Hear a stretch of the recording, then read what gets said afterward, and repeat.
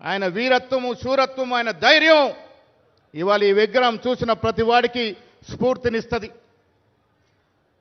పక్కన రాజీవ్ గాంధీ గారు, అటు పక్కన అంబేద్కర్ గారు, ఆ పక్కన నిన్నగాక మొన్న జ్యోతిరావు పూలే గారిని, ఇవాళ సర్వాయి పాపన్న గారిని, ఇవన్నీ కూడా రాష్ట్ర ముఖ్యమంత్రి రేవంత్ గౌడ్ గారి యొక్క కృషి వల్ల వచ్చిందనే మాట నేను మళ్ళీ మళ్ళీ చెప్తా ఉన్నాను.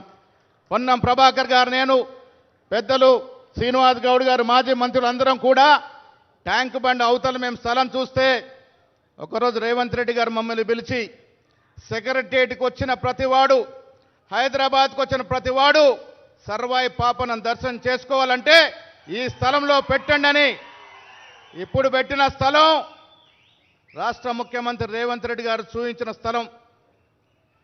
హైదరాబాద్కు వచ్చే ప్రతి వారికి సర్వాయి పాపను చూసే అవకాశం వస్తుంది, స్ఫూర్తి పొందే అవకాశం వస్తుంది.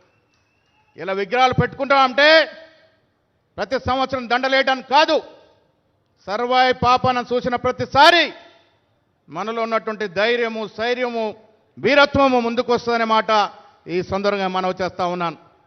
ముఖ్యమంత్రి గారికి విన్నపం, గౌడ జాతి పెద్ద సంఖ్యలో ఉంది.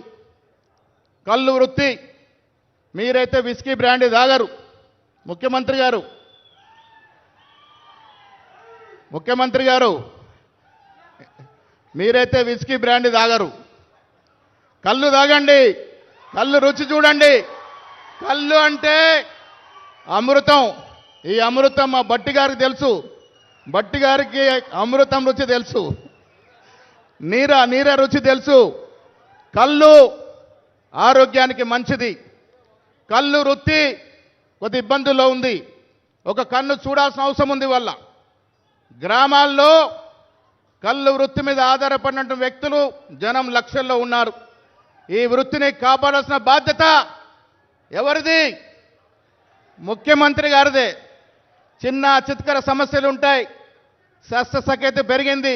చదువు వైపు మా మిత్రుడు పొన్నం గారు చెప్పినట్టుగా చదువు వైపు మళ్ళాల్సినప్పటికీ కూడా కుల వృత్తులు నశించిపోకుండా ఉండాల్సిన బాధ్యత ఉంది. కాబట్టి కళ్ళు వృత్తిని రక్షించుకోవాలి, దాన్ని ప్రోత్సహించాలి, సరిపడా నిధులు ఇవ్వండి. కళ్ళు వృత్తిని ప్రోత్సహించాల్సిందిగా నేను ముఖ్యమంత్రి గారిని కోరుతూ, అదేవిధంగా బట్టి విక్రమార్క కోరుతూ, కళ్ళు శాశ్వతం అనే మాట, ఈ ప్రపంచం ఉన్నంత వరకు కళ్ళు శాశ్వతంగా ఉంటుంది, దాన్ని రక్షించుకోవాల్సిందిగా మనందరం కూడా ముఖ్యమంత్రి విజ్ఞప్తి చేస్తూ, మరొక్కసారి సర్వాయి పాప లాంటి మహానుభావుడి యొక్క అంత గొప్ప విగ్రహం హైదరాబాద్లో పెట్టినారంటే కాంగ్రెస్ ప్రభుత్వానికి, రాష్ట్ర ముఖ్యమంత్రికి ధన్యవాదములు. పోయిన ప్రభుత్వం ఏ బహుజనుడిని గుర్తు చేయలే, ఏ దళితుని విగ్రహం పెట్టలే, అంబేద్కర్ కూడా విగ్రహాన్ని పూలమాల లేలే, అతి కష్టం మీద విగ్రహం పెట్టినారు. అంబేద్కర్ పేరుని సెక్రటేరియట్కు పెట్టుకున్నాం.